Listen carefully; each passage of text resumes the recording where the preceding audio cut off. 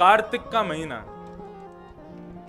और कार्तिक के महीना में जो सबसे बड़ा चंद्रमा प्रकट होता है उसको कहते हैं शरद पूर्णिमा। भगवान ने चीर हरण करते समय समस्त गोपांगनाओं को कहा था कि शरद पूर्णिमा की रात्रि में हम तुम्हारे साथ रास करेंगे। जैसे ही शरद पूर्णिमा का चंद्रमा उदित हुआ, उस चंद्रमा को देख करके समस्त गोपियां प्रसन्न हो गईं, बोले आज तो वही तिथि है जिसमें नंद नंदन हमारे साथ रास करने वाले हैं। अब इस श्लोक को समझो। श्री शुकाचार्य जी ने सबसे पहले किस शब्द का प्रयोग किया? भगवान। आप में से कितने लोग मुझे यहां आकर के मंच पर माइक लेके परिचय दे सकते हो कि भगवान किसे कहते हैं? कितने लोग बता सकते? आप खूब कथा सुनते हो। भगवान का परिचय क्या है? भगवान कौन है? हम कैसे पहचाने? हमारे सामने कभी भगवान आ जाएं तो हम कैसे पहचानेंगे कि ये भगवान है? उनका परिचय क्या है? सुनिए, भगवान की सबसे पहली पहचान है उनके चरण। भगवान रूप अनेक धारण कर सकते हैं, स्वरूप अनेक धारण कर सकते हैं, लेकिन भगवान के श्री चरण कमल कभी नहीं बदल सकते। और भगवान के चरणों की पहचान क्या है? संचिन्तयेत् भगवतश्चरणारविन्दम् वज्रांकुशध्वज सरोरुहलाञ्छनाट्यम् उत्तुंग रक्त विलसन नख चक्रवाल ज्योत्स्ना विरामहत हृदयांधकारम्। भगवान के चरणों को, संतों के, गुरुजनों के चरण छूने का विधान क्यों बताया गया? बड़े जनों के, किसी श्रेष्ठ ज्ञानी के चरण छूने का विधान क्यों बताया गया? चरण छूने का भाव यही बताया गया कि उनके चरणों को देख करके पहचानो कहीं भगवान तो नहीं है। क्यों? भगवान के चरणों का परिचय क्या है?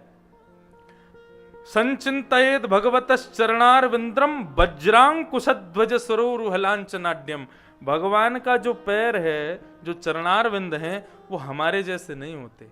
भगवान के चरणारविंदों में कुछ छोटे छोटे चिन्ह बने रहते हैं। कैसे कैसे चिन्ह? पहला चिन्ह वज्र। पहला चिन्ह होगा वज्र का। वज्र कैसा होता है? सीधी धार और उसके ऐसे ऐसे निकले होंगे 2-4 तंतु, उसको वज्र कहते हैं। दूसरा चिन्ह क्या होगा भगवान के चरण में? बोले अंकुश।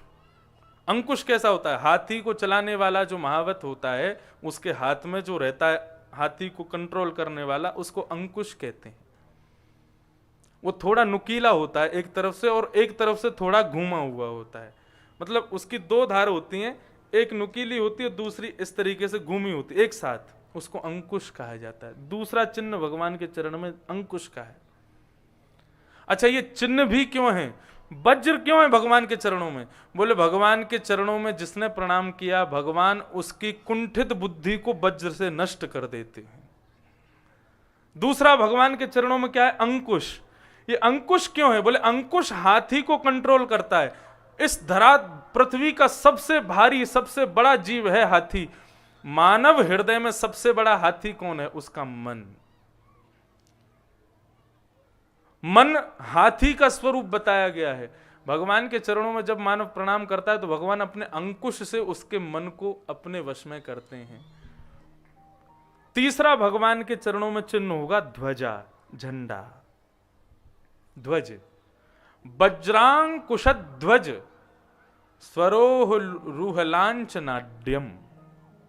और उत्तुंग रक्त, भगवान के जो नखून हैं, नख हैं, वो हमारे जैसे नहीं हैं। बोले कैसे हैं? उत्तुंग रक्त विलसन नख चक्रवाल। भगवान के जो नख हैं वो स्वर्ण के समान होते हैं, स्वर्ण के जैसे कांति होती है उनके नखों की, पैरों के नखूनों की।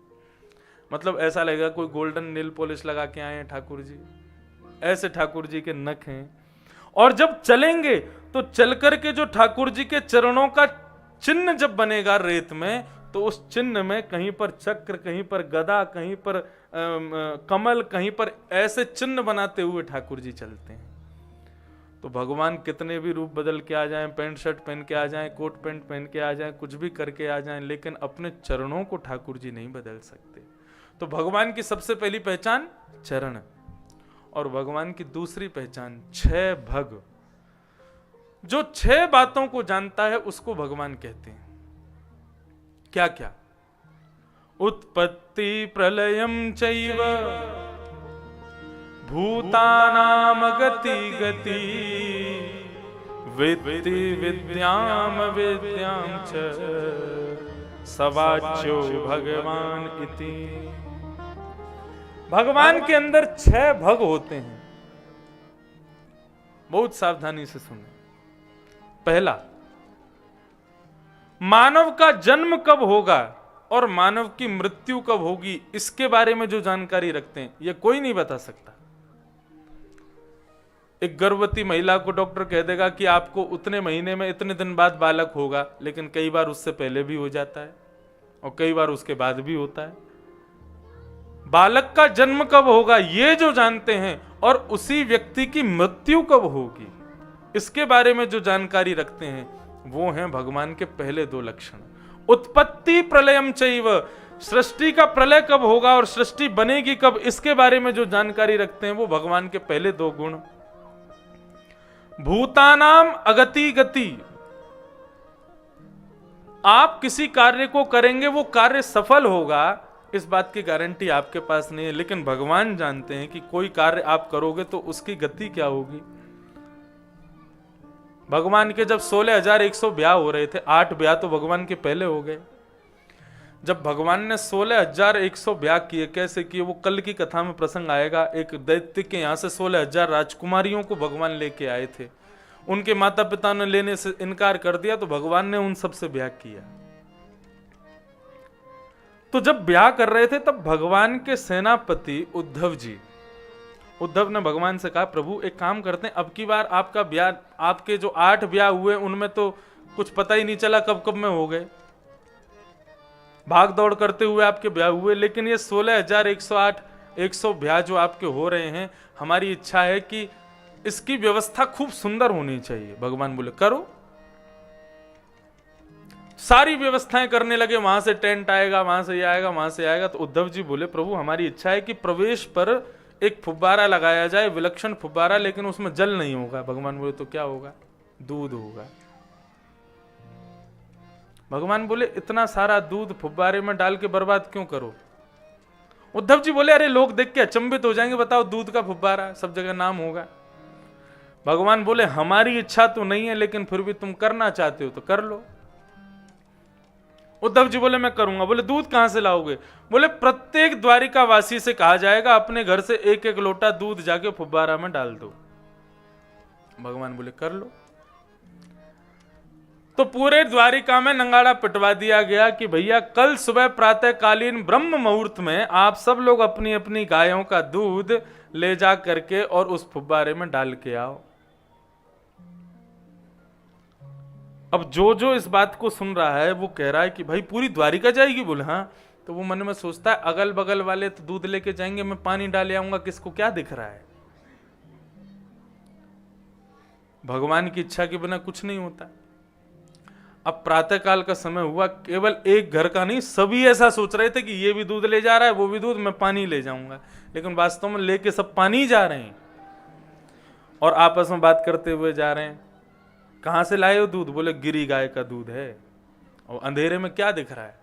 और तुम कहां से लाए? बोले हमने तो ठाकुर जी ब्रज के, हमने ब्रज की गाय का दूध मंगवाया। भाई उनकी शादी है, साधारण बात थोड़ी है। और सब लोगों ने फुब्बारे में जाके अपने अपने पानी चढ़ा दिए। अब जैसे ही दोपहर का समय हुआ, सब द्वारिका के लोगों को बुलाया गया, भैया दूध का फुब्बारा चलेगा। जैसे ही फुब्बारे का उद्घाटन भगवान ने किया तो उसमें एक बूंद भी दूध नहीं था, जल चलने लगा। उद्धव जी महाराज बोले एक बूंद दूध नहीं है? हाँ भाई तुम सब द्वारिकावासी, किस किस ने दूध नहीं डाला था? हाथ ऊपर करो। तो देखे तो एक एक करके सबके हाथ ऊपर हो गए। तो आपस में तू तो कह रहा था गिरी गाय का दूध है, तू भी तो कह रहा था ब्रज की गाय का है, लेके तो सब पानी ही गए थे। भगवान उद्धव जी के पास गए और जाकर के क्या बोले, भूतानाम अगति गति जानामि। तुम कोई कार्य करने जा रहे हो, वो सफल होगा कि नहीं होगा तुम कैसे कह सकते हो, ये बस मैं जानता हूं। मेरी इच्छा के बिना कुछ नहीं होता। ये भगवान के दो और लक्षण, 4 लक्षण हो गए, जन्म मरण अगति गति और वेत्ति विद्याम अविद्याम च। 2 बात और, सामने प्रणाम कर रहा भक्त किस भाव से कर रहा है, वो विद्या युक्त है अविद्या युक्त है। पूतना रूप बदल के आई थी, भगवान चाहते तो उसके रूप पर मोहित होकर के आशीष दे देते, लेकिन नहीं, भगवान तुरंत समझ गए, बोले राक्षसी है।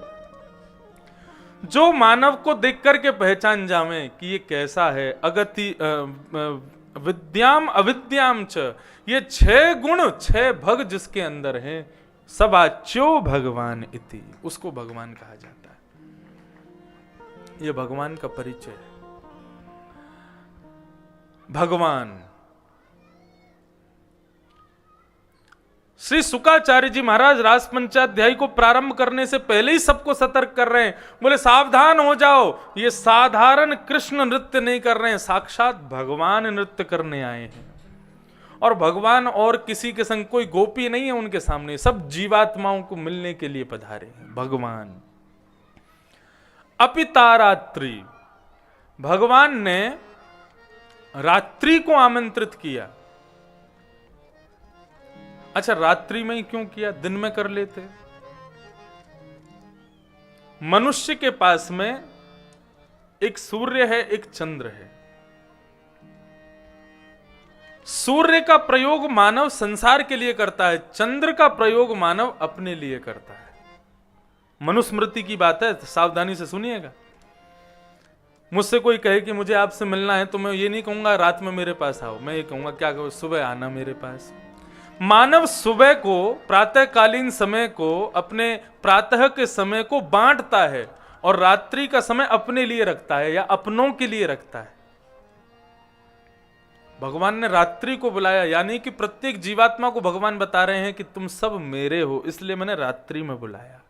अपिता रात्रि और शरदोत्फुल्ल मल्लिका, शरद ऋतु। ये शरद ऋतु की एक विशेषता होती है। शरद ऋतु में सर्वकाल सुखावहम, साल भर में सबसे ज्यादा सुख की जो प्राप्ति मानव के हृदय को होती है, वो शरद ऋतु में होती है। जब सर्दियां आने वाली होती हैं, उनसे पहले जो ऋतु, कार्तिक का महीना, शरद ऋतु जब आती है, उस समय मानव को पता नहीं क्यों खुद ही अच्छा लगता है। ऐसा अनुभव आप करेंगे तो आपको पता चलेगा। सारी विश्व भर की नदियों का जल अपने आप साफ हो जाता है शरद ऋतु में।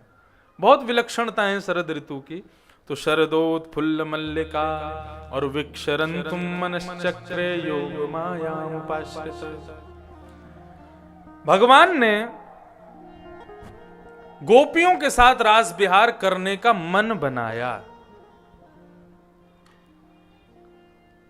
मनश्चक्रे, क्यों मन बनाया? बोले भगवान ने मन में विचार किया, ये जीवात्मा है, बहुत जिद कर रहा है, इसके साथ में रास विहार कर लेंगे, ठीक है, अच्छा है। जीवात्मा की बार बार की प्रक्रिया, बार बार की प्रार्थना को स्वीकार करके भगवान ने उसके साथ रास किया। लेकिन गोपियों ने भगवान के संग रास क्यों किया, उसका भाव बताते हैं। बोले गोपियां जानती हैं कि साक्षात परमेश्वर हैं, साक्षात ईश्वर हैं, इनके साथ यदि हम रास करेंगी तो फिर 84 लाख योनियों में नाचना नहीं पड़ेगा। ये परमेश्वर हैं, परमात्मा हैं। अगर किसी पुलिस वाले से आपकी मित्रता हो जाए तो पूरे शहर में कर्फ्यू लगा हो, लेकिन आप बाइक से निकल जाओ तो पुलिस वाला जानकार होगा तो आपको जाने देगा, आपको रोकेगा नहीं। ठीक उसी प्रकार गोपियों ने मन में विचार किया, बोले इनसे बड़ा पुलिस वाला कोई नहीं है, इनसे बना लो अपना संबंध, इनके साथ नाच लो। यदि हमारे किसी कृत्य के कारण हमको नरक जाना पड़ेगा तो हम नरक के स्वामी यमराज से कह सकेंगी कि तुम याद रखना, कृष्ण हमारे मित्र हैं, हमारे सखा हैं, हमने उनके संग रास किया है, तो हमारा परिचय जब हम इनके द्वारा कराएंगे तो हम नरक जाने से बच जाएंगी। इसलिए गोपांगनाओं ने ठाकुर जी के संग मनश्चक्रे रास करने का मन बनाया। अब रास, रास किसे कहते हैं? 2 डंडियां तुम ले लो, 2 डंडियां किसी कन्या को पकड़ा तो एक दूसरे में मारो, यही रास है? नहीं। रास शब्द बनता कैसे है? बहुत सावधानी से सुनना। रस, रस में जब अकार का प्रयोग होता है तब रास शब्द का प्रादुर्भाव होता है। रस किसे कहते हैं? परमात्मा के दर्शन के लिए जीवात्मा उनके सन्मुख जावे, इसको रस कहते हैं।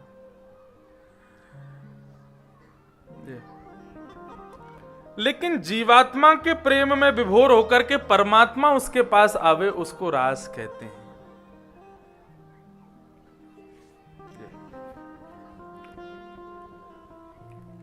रस और रास में भेद सावधानी से समझिएगा। रस किसे कहते हैं? मंदिर में रहते हो भगवान, कभी बाहर भी आया जाया करो, मैं रोज तेरे दर आता हूं, कभी तुम भी मेरे दर आया करो।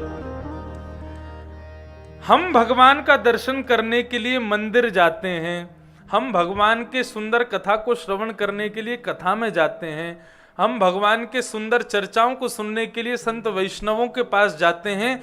इस प्रक्रिया को रस कहते हैं। लेकिन हमारे सुंदर वैष्णवता से, भक्ति भाव से प्रसन्न होकर के कभी भगवान हमारे घर आ जाएं, हमारे पास आ जाएं, उसी प्रक्रिया को रास कहते हैं। यह है रस में और रास में भेद। जीवात्मा परमात्मा की प्राप्ति की इच्छा रखे, उसको रस कहते हैं। लेकिन कभी परमात्मा के हृदय में जीवात्मा के प्रेम की इच्छा हो जाए, परमात्मा के हृदय में भक्त के प्रति प्रेम प्रकट हो जाए, तो उस परमात्मा के प्रेम को रास कहा जाता है। यही है रस में और रास में भेद।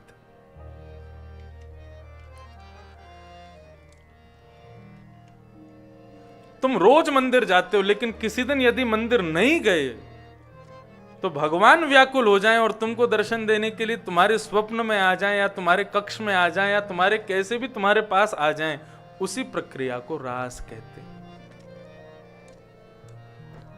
एक भक्त था, वो जगन्नाथपुरी में जगन्नाथ भगवान से बहुत प्रेम करता था, लेकिन किसी कारणवश उसको मंदिर में प्रवेश करने की अनुमति नहीं थी, तो तुम अंदर नहीं जा सकते।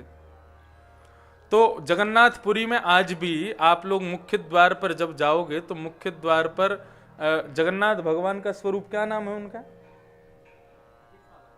पतित पावन भगवान। वो जगन्नाथ भगवान ही हैं, लेकिन मुख्य द्वार पर उनका छोटा सा गेट बना हुआ है, बिल्कुल जगन्नाथ जी जैसे हैं। तो आज भी जगन्नाथपुरी में नियम है कि वहां पर केवल भारतवासियों को ही प्रवेश मिलता है, बाहर के लोग नहीं जा सकते जगन्नाथ जी का दर्शन करने। अब जगन्नाथपुरी में गंभीरा एक स्थान है जहां पर चैतन्य महाप्रभु रहे।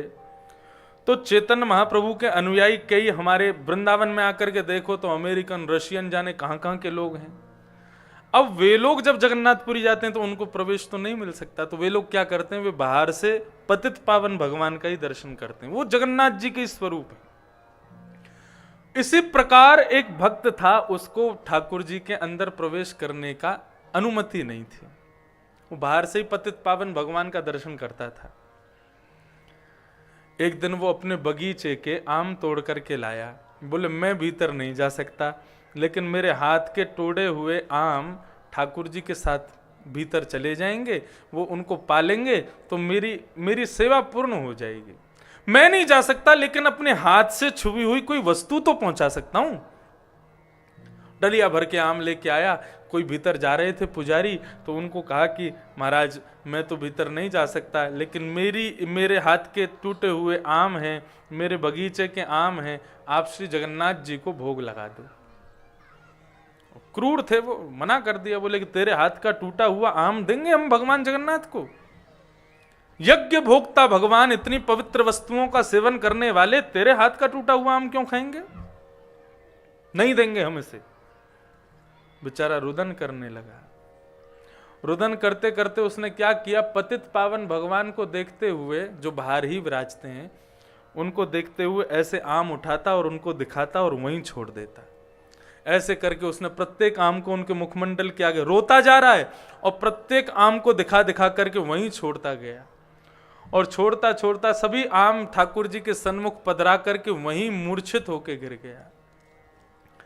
रात्रि में शयन के लिए जैसे जगन्नाथ भगवान के वस्त्र आदि उतार करके उतारने के लिए पुजारियों ने जैसे ही गर्भगृह में प्रवेश किया तो क्या पाया, संपूर्ण गर्भगृह में आम के छिलके और गुठलियां पड़ी हुई हैं। भगवान ने संपूर्ण उसके द्वारा पधराए गए उन आमों को स्वीकार किया। इस प्रक्रिया को क्या कहते हैं? इसको रस नहीं कहते, इसी को रास कहते हैं। सीधी बात, मैं भगवान से प्रेम करूं ये रस है और भगवान मुझसे प्रेम करने लग जाएं ये रास है। तो हम क्या सुन रहे हैं? रास। रास का मतलब परमात्मा जब जीवात्मा से प्रेम करता है तो उसी प्रक्रिया को रास कहा जाता है। और एक संत हमारे वृंदावन में वर्णन करते हैं कि भक्त क्या है।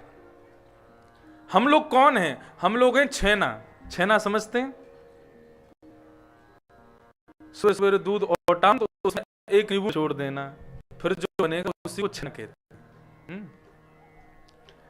छेना कौन है? समस्त जीवात्मा छेना है। बोले जब छेना को श्रीमद् भागवत रूपी रस में डुबोया जाता है और भगवान की कथा सुनकर के, भगवान के वैष्णवता को सुनकर के, भगवान के भक्तों का संग करके, मतलब भगवान की कथा, भगवान के वैष्णवों का संग, भगवान के भक्तों का संग, यही चाशनी है। इसमें जब छेना को डुबो दिया जाता है और जब वो रस युक्त हो जाता है तब उस छेने को पाने के लिए भगवान के जीव में जब पानी आता है और भगवान उस छेना को उठा करके जब अपने मुखार बिंद से लगाते हैं, इसी प्रक्रिया को रास कहते हैं। सीधी बात है। तो ये रास की कथा है। यहां पर जीवात्मा भगवान से प्रेम करता है, लेकिन भगवान के हृदय में भी जीवात्मा के लिए प्रेम प्रकट हुआ है, इसलिए इसको रास कहा गया। रास का जैसे ही प्रसंग प्रारंभ हुआ, शरद पूर्णिमा का चंद्रमा उदयमान हुआ। उस चंद्रमा को देखकर के समस्त गोपांगनाएं अपने अपने कामों में लगी हैं। कोई गोपी गाय का दूध दोह रही है, कोई गोपी घर में सीरा बना रही है, कोई गोपी अपने पति को भोजन करा रही है। आंजन्य आंख में, कोई गोपी अपनी आंख में काजल लगा रही है, कोई अपना श्रृंगार कर रही है। समस्त स्थितियों का वर्णन कर रहे हैं श्री शुकाचार्य जी। और तभी शरद पूर्णिमा का चंद्रमा प्रकट हो गया। अब खिड़की में से गोपी देख तो रही है, अब आमंत्रण का दिन है, इसी दिन ठाकुर जी ने बुलाया है, लेकिन कोई भी गोपी अपना घर छोड़ के जा नहीं रही है। क्यों? बोले अभी भी गोपियां इंतजार कर रही हैं कि कन्हैया एक बार और बुलावे तब हम जाएंगे। ठाकुर जी ने जैसे ही चंद्रमा को देखा, बोली अभी तक कोई गोपी नहीं आई। इतने में वन में गए ठाकुर जी, एक कदम्ब के वृक्ष के नीचे बैठ करके अपनी सुंदर वेणु को अपने अधरों पर धारण करके अपनी कोमल उंगलियों से उसके छिद्रों को आच्छादित करते हुए जैसे ही प्राण पिरोए हैं, बाज उठी वंशी श्री वृंदावन। मुरलिया बाजे रे यमुना के तीर, कारो कन्हैया कारी कमरिया, कारो है यमुना को नीर, मुरलिया बजे रे यमुना के तीर। जैसे ही वंशी का नाद सुना है, अब साधारण लोगों को तो लगता है कि वंशी बज रही है, लेकिन कृष्ण प्रेम में उन्मुक्त गोपियों को वंशी नहीं लग रही है। उनके कानों में वेणु की ध्वनि जाती है और वेणु की ध्वनि जाकर के कहती है, अरे गोपी तू कहां कर रही है, जल्दी चल, श्याम सुंदर तेरो इंतजार कर रहे हैं। और जैसे ही कानों में वेणु की ध्वनि जाकर के इस शब्द का नाद करती है, समस्त गोपांगनाएं अपने कामों को वहीं छोड़ करके दौड़ती हैं कृष्ण से मिलने के लिए। स्थिति देखो, कोई गोपी दूध काट रही थी, इतने में ही वेणु की ध्वनि आई, बोली चल गोपी, कन्हैया बुला रहे हैं। तो अपने काम को छोड़ दिया, बल्कि भरे हुए बाल्टी के दूध को भी फैला दिया और दौड़ी है कृष्ण से मिलने के लिए। कोई गोपी हलवा बना रही थी, अब हलवा को पकाते पकाते जैसे ही चीनी डालने का समय आया, इतने में ही वेणु की ध्वनि ने कान में आकर के कहा चल गोपी जल्दी चल, कन्हैया बुला रहे हैं, अब विलंब मत कर। इतने में ही गोपी इतनी हड़बड़ आ गई, क्या करूं क्या करूं। तो शक्कर की जगह नमक का बर्तन उठा करके और महाराज पूरे शीरा में नमक मिला करके चली गई, भाग गई।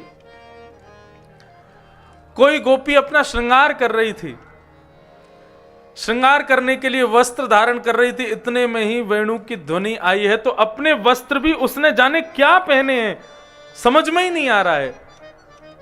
अपनी स्थिति देहाभिमान से शून्य हो गई हैं गोपियां। कोई गोपी अंजलोचने, कोई अपनी आंख में काजल लगा रही है और एक आंख में काजल लगाया ही था, इतने में ही वेणु की ध्वनि ने आकर के कहा चल गोपी जल्दी कर, इतना समय विलंब क्यों कर रही है। जैसे ही एक आंख में काजल लगाया तो एक आंख में ही लगाया, दूसरी में लगाया ही नहीं, भाग गई सीधी। तभी एक गोपी मिली, अरे तेरी एक ही आंख में काजल लगो, दूसरी में तो लगा। बोले रुक अभी आऊं लगा के। अब दूसरी आंख में काजल लगे कैसे, बार बार वेणु की ध्वनि बुला रही है, बार बार आंख हाथ कांपता है, तो कभी यहां लग जाए कभी यहां लग जाए। इस प्रकार एक आंख जगन्नाथ जी जैसी, एक आंख सुंदर सी, तो क्या करे। उसने पूरा काजल हाथ में मल करके पूरे मुंह पे ही लगा लिया। दौड़ करके गई गोपी, बोली अरे मैया ये का बन के आई है तू। बोली तू नहीं जाने, मेरो कन्हैया भी सांवरो है, मैं भी सांवरी बन के जाऊंगी, हम दोनों बढ़िया लगेंगे, सुंदर लगेंगे। श्री शुकाचार्य जी वर्णन करना चाहते हैं, कृष्ण प्रेम में उन्मुक्त भक्त जो है वो अपने देह का भान भी नहीं होता उसको, वो ये भी नहीं विचार करता मैं कैसा लग रहा हूं या मेरा स्वरूप कैसा है। देहाभिमान की शून्यता ये गोपी का पहला लक्षण है। भगवान के सामने असंख्य, अच्छा एक भाव तो बताया गया, कई गोपियों को घर वालों ने रोक लिया, बोले कहां जा रही हो इतनी रात को। उसने कहा मेरे प्रियतम बुला रहे हैं। तो पतियों ने कमरे में जाके बंद कर दिया, बोले निकलोगी नहीं यहां से। उसने कहा तुमको ये हाड़ मांस का शरीर चाहिए ना, ठीक है, इसको बढ़िया, इस पर शहद लगाना, इसको बढ़िया प्रेम से रखना अपने पास में, तुम शरीर से प्रेम करो, हम आत्मा से ठाकुर जी के पास पहुंच जाएंगी। तो ऐसी गोपियों ने कक्ष में बैठे बैठे ही ध्यान लगाया और अपना शरीर त्याग करके आत्मा से वे लोग वहां पहुंच गए। बहुत भेद हैं रासपंचाध्यायी के, मैं कहां तक कहूं। अब यहां पर लिखा है योग मायाम उपाश्रित, भगवान ने वैष्णो देवी का आश्रय लिया जब रास की लीला हुई। क्यों? बोले इतनी सारी गोपियां अपने अपने घरों को छोड़ करके रात्रि में भगवान के पास पहुंची हैं, तो भाई ब्रजमंडल में तो हाहाकार हो जाना चाहिए था, कहां गई सारी ब्रज गोपियां। घर वालों को पता नहीं चला कि कहां गई गोपियां रात को। तो भगवान ने योग माया यानी वैष्णो देवी का आश्रय लेकर के कहा कि जितनी गोपांगनाएं हमारे साथ रास करने आवे, आप उन समस्त गोपियों का रूप धारण करके उनके घर में निवास करना, ताकि उनके घर वालों को लगे कि हमारी बहू बेटियां घर पे ही हैं। योग मायाम उपाश्रित। अब बंधुओं पूरा भेद खोल दें, ये गोपियां कौन हैं, ये वंशी कौन हैं, ये नाद ब्रह्म कौन हैं। सुनो, भगवान श्री राम जब रावण को मार करके पुनः अवध पधारे, तो अयोध्या आकर के भरत जी से कहने लगे, भरत जी, बोले जी प्रभु, हनुमान जी के अनंत उपकार हैं हमारे ऊपर, इन्होंने जो वन में हमारी सहायता की है और रावण के युद्ध में जो इन्होंने हमारी मदद की है, हमें लगता है कि हम इनको क्या दे दें, लेकिन सभी वस्तु छोटी लगती हैं इनको देने के लिए। हमें इनका उपहार क्या देना चाहिए, इनका जो ऋण हमारे ऊपर चढ़ गया है उस ऋण से हम कैसे मुक्त हों, हमें बताओ। भरत जी महाराज बोले, प्रभु आपकी अनुपस्थिति में मेरे प्रत्येक प्रश्न का उत्तर आपकी चरण पादुकाओं ने दिया। अयोध्या के राजा कौन थे 14 वर्ष तक? भगवान की पादुका। तो मुझे लगता है आपको इस प्रश्न का उत्तर भी पादुकाओं से ही पूछना चाहिए। तो भगवान श्री राम अपनी पादुकाओं के पास गए और कहा कि हनुमान जी के ऋण से हम कैसे उऋण हों, हमें क्या करना चाहिए। तो पादुकाओं ने उत्तर दिया, बोले हनुमान जी बहुत चिंतित हैं। बोले किस बात से? बोले प्रभु आप जब रावण को मारने के लिए अवध पहुंचे थे, उससे पूर्व हनुमान जी दंड कारण में गए थे। एक दंडक आरण्य है, एक जंगल है, जहां पर हजारों लाखों संत आपकी प्रतीक्षा में बैठे हैं और वे सब हनुमान जी का यजन कर रहे थे। तब हनुमान जी वहां गए थे। तो हनुमान जी ने सबसे पूछा भाई क्या चाहिए? बोले कुछ नहीं, रघुनाथ जी के एक बार दर्शन करा दो। तो हनुमान जी ने उन समस्त संतों को वचन दिया है कि वे आपको ले जाकर के उन समस्त संतों को दर्शन कराएंगे। लेकिन प्रभु जब आप रावण को मार करके पुनः वापस पुष्पक विमान में बैठ के आने लगे, तब हनुमान जी ने आपसे कहा था कि दंडकारण्य चलिए। तब आपने क्या कहा?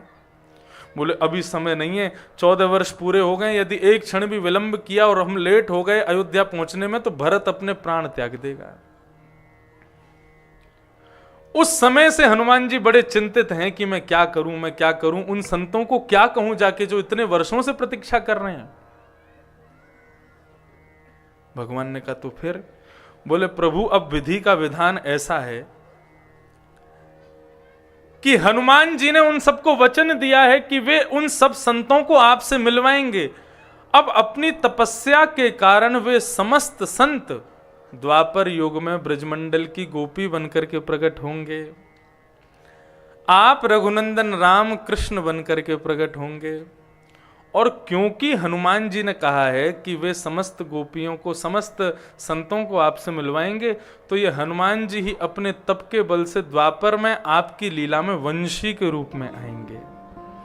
और जब आप अपने अधरों पर रख करके कोमल उंगलियों से चित्रों को आच्छादित करते हुए वेणु का नाद करोगे, तो उस वेणु के स्वर को साधारण लोग स्वर समझेंगे, लेकिन दंडकारण्य वन के संत जो गोपी बनकर के पहुंचे हैं उन सबको हनुमान जी संदेश देंगे, अरे चलो समय आ गया है मिलने का। और उन समस्त गोपांगना, उन समस्त संतों को लेकर के आपके सामने प्रस्तुत कर देंगे। तब राम जी बोले जय हो जय हो जय हो, वाह बहुत बढ़िया। ऋण से उऋण कैसे होंगे? बोले हनुमान जी ने बहुत सेवा की ना, हम भी हनुमान जी को अपने होठ रूपी तकिया पे सुलाएंगे, अपनी पलक रूपी पंखा से उनको झाड़ा देंगे, अपनी कोमल उंगलियों से उनके चरणों को दबाएंगे, अपने अधरामृत को उनको पिला करके इस प्रकार हम हनुमान जी के ऋण से उऋण हो जाएंगे। गीता प्रेस गोरखपुर की कल्याण अंक की ये कथा है, बहुत सुंदर कथा। समस्त गोपियां भगवान के सामने खड़ी हैं। अब इस भेद बुद्धि को आने मत देना कि ये गोपियां और भगवान के संग रासव विहार कर रही हैं। ये सब दंडकारण्य वन के संत हैं। भगवान वंशी का नाद करते हुए नेत्र खोल करके सामने देखते हैं तो असंख्य गोपियां खड़ी हैं। भगवान उन गोपियों को देख करके सबका स्वागत करते हैं। स्वागतम वो महाभाग प्रियम किम करवाणि ब्रजस्यानामयं कश्चित् ब्रूतागमन कारणम्। आइए आइए आइए, स्वागत स्वागत स्वागत, बहुत बहुत स्वागत आप सबका। भगवान के मुख से इतने सुंदर शब्द सुनकर के सब गोपियां बड़ी प्रसन्न हो गई। तभी भगवान कहते हैं, इतनी रात्रि को शरद पूर्णिमा के चंद्रमा के उदय होने पर आप सब लोग अपने पति परिवार बच्चों को छोड़ करके यहां क्यों आई हो? ब्रूतागमन कारणम। कल वाली बात पुनः दोहराऊं, कोई निमंत्रण दे करके कहे कि क्यों आए हो, कैसा लगेगा? गोपियों को निमंत्रण दिया था भगवान ने कि भाई शरद पूर्णिमा की रात्रि को आना, और फिर जब भी गोपियां नहीं आई तो वेणु के माध्यम से कहा कि आओ, और गोपियां आज सब कुछ छोड़ करके आ गई। भगवान कह रहे हैं क्यों आई हो?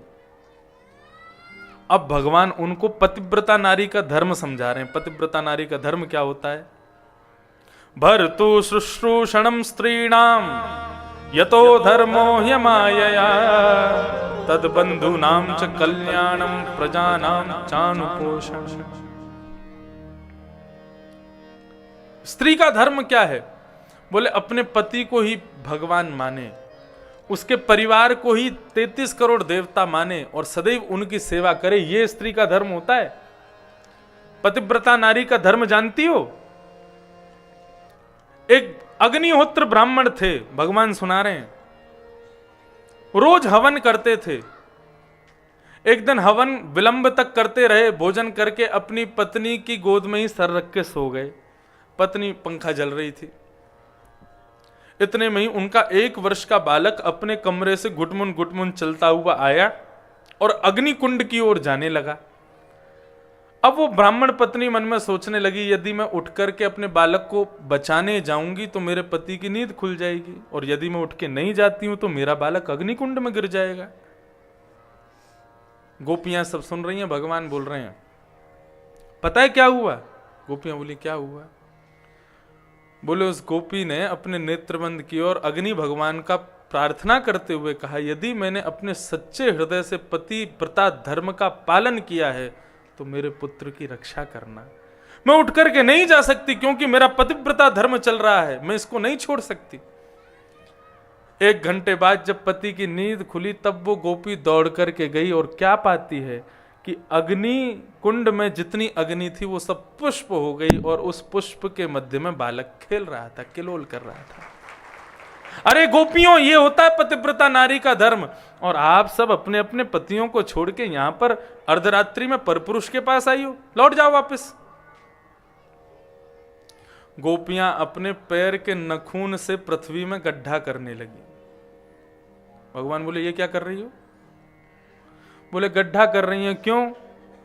बोले, तुम्हारे शास्त्र कहते हैं अंते या मति सा गति, अंत में जो मति में आता है अगले जन्म में वही मिलता है। इस जन्म में तो हमें लग रहा है तुम मिलोगे नहीं, तो यहीं गड्ढा करके तुमको देखते हुए प्राण त्याग देंगे। इस जन्म में नहीं मिलोगे, अगले जन्म में तो मिलोगे। और अब गोपियां भगवान को उत्तर दे रही हैं। बोले, अब हमारे धर्म भी सुन लीजिए आप। मैं एवं विभोर हति भवान गति तुम ऋषम संतज्य सर्व विषयां स्तव पाद मूलम भक्ता भजस्स दुर्वग्रहमान त्यजास्मान देवो यथादि पुरुषो भजते मुमुक्षु। कन्हैया, भात खाने वाले को नहीं पता होता कि भात कितनी मेहनत से बना है। ऐसे ही भगवान को नहीं पता कि जीवात्मा भक्त कितनी मेहनत से बना है।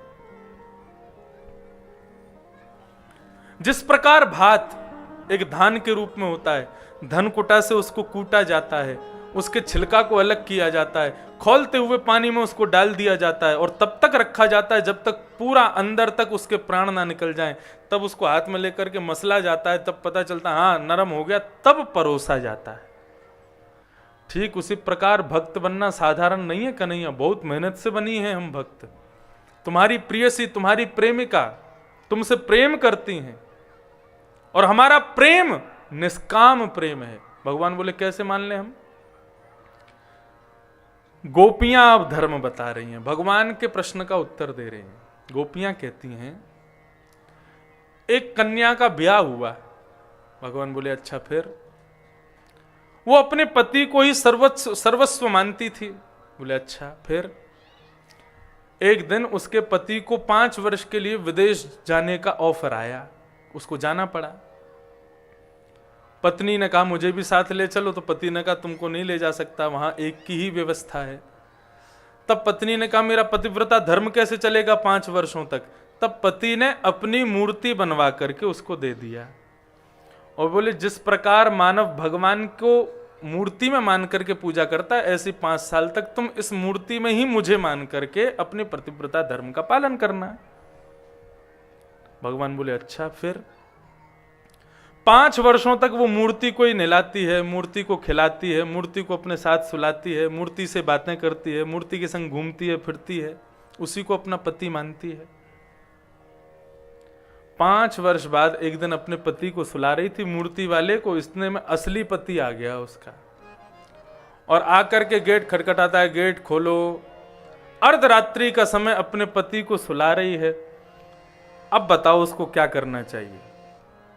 जिस पति को 5 साल से पूज रही है उसको छोड़ करके उसको द्वार खोलना चाहिए, या असली पति बाहर खड़ा रहे अपने पति को सुलाती रहे? क्या करना चाहिए?